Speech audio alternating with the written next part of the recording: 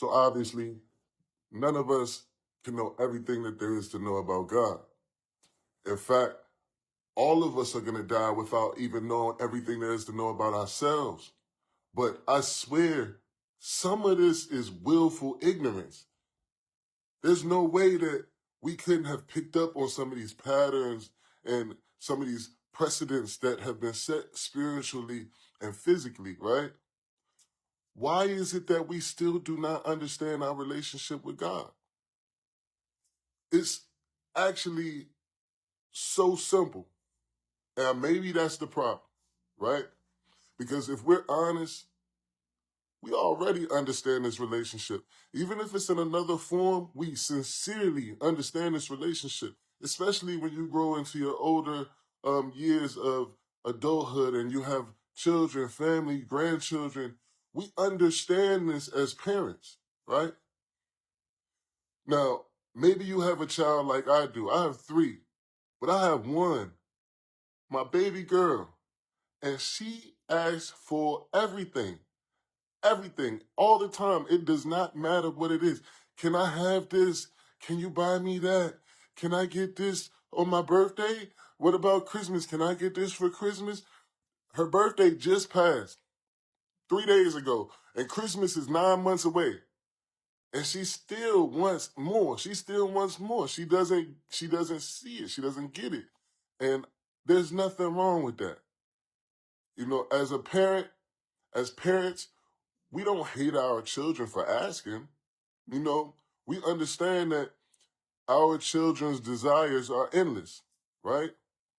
And they can't filter for themselves. So it's our responsibility to filter those desires through our wisdom, right? We hear what they say. They say they want this, they want this, they want this, they want that. And then we decide if it's good or bad for them, right? Because the child only sees what they want right now. They see instant gratification. They do not see anything else. The parent sees the consequences.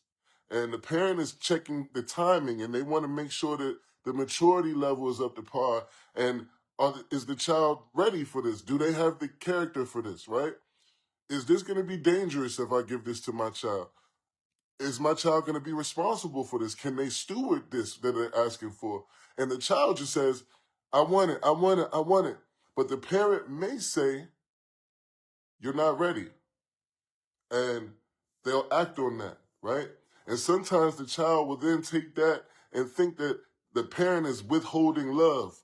They don't love me anymore. Or they'll think that the parent is neglecting them. But in all actuality, the parent is just applying wisdom, right?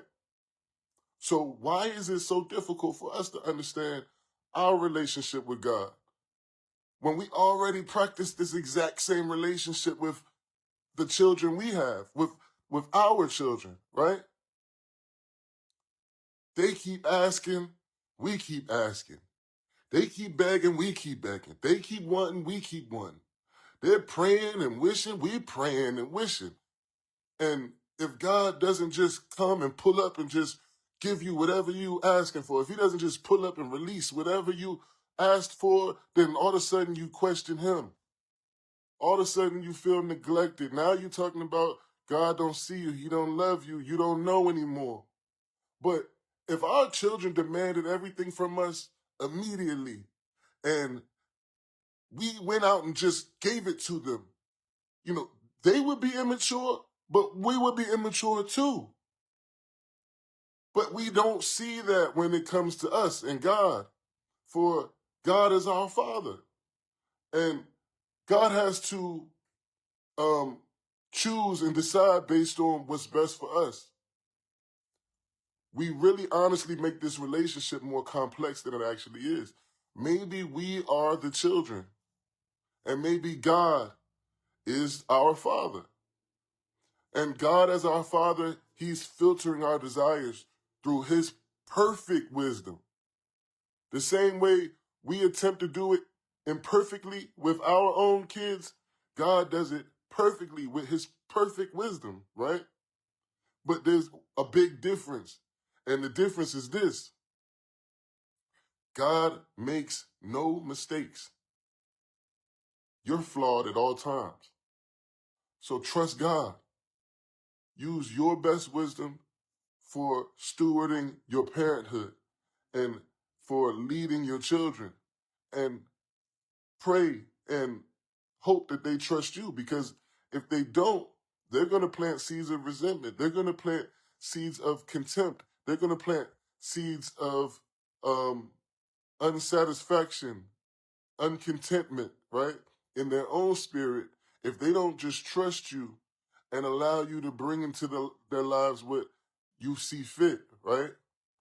And in that same sense, when that child becomes rebellious, or that child has an attitude, or that child, turns against you to force or try to um, claim the things that they desire against your wisdom, if they try to force, not only are you going to have a reaction to them, and it's going to be some type of punishment, but they will certainly not get what they're asking for.